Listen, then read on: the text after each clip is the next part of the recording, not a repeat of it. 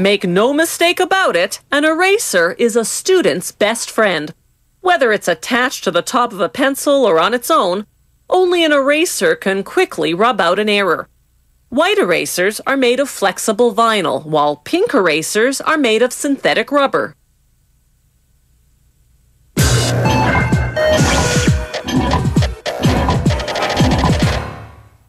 In 1736, a French explorer observed South American native Indians using a certain tree resin to make bouncing balls. He brought this resin back home, and before long, Europeans discovered it could rub out lead pencil marks, hence the term rubber. There was just one problem. After a while, rubber would rot. That dilemma was solved a century later by one Charles Goodyear, who developed a curing process to prevent rubber from rotting.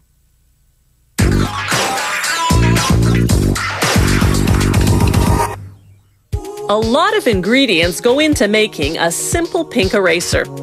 Carefully measured fillers, accelerators, curing agents, oils, coloring, and the main ingredient, synthetic rubber. They start by putting a batch of rubber into a mill. The rubber passes repeatedly between large heated rollers. They throw in any defective erasers from the last production run, recycling them into this new batch. Then they add sulfur as a curing agent, accelerators to help the sulfur do its job, and red coloring. They blend everything for 5 to 10 minutes until the mixture is the consistency of heavy dough. Next, vulcanized vegetable oil. That's vegetable oil treated with sulfur, then regular vegetable oil, then calcium carbonate as a filler.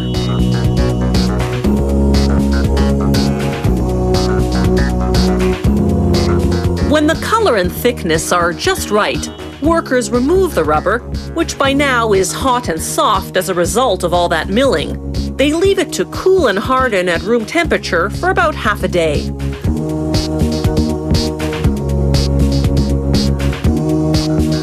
When the rubber's ready, they cut out large squares, each weighing between 5 and 8 kilograms, depending on the thickness of eraser the client has ordered.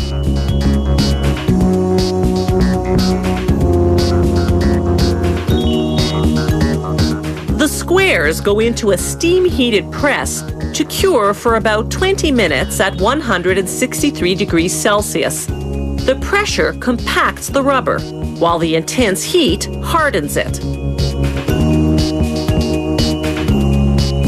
They trim off the excess, then submerge the hot rubber squares in cold water to stop the curing process.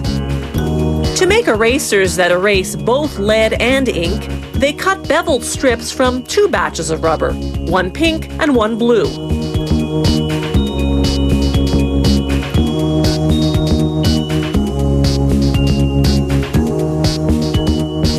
The blue contains pumice, which gives it that extra abrasiveness to erase ink. They pair up each pink with a blue to form a 2-color strip. Then it's into the steam press.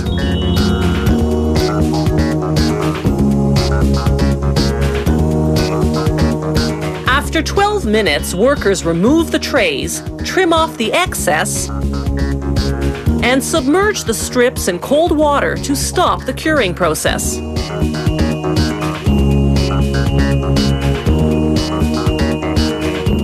Then an automated machine chops the strips into pieces the size of erasers. Now back to the all-pink erasers. The rubber squares come out of their cold water bath and go through a machine that cuts strips with beveled edges. Then chops the strips into erasers. From there, the erasers drop into a giant barrel. Workers throw in some talc to prevent them from sticking together.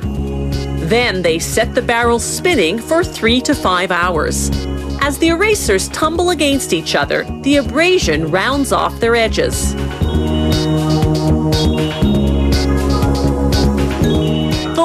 step is printing. A machine stamps each eraser with the company name and the model number.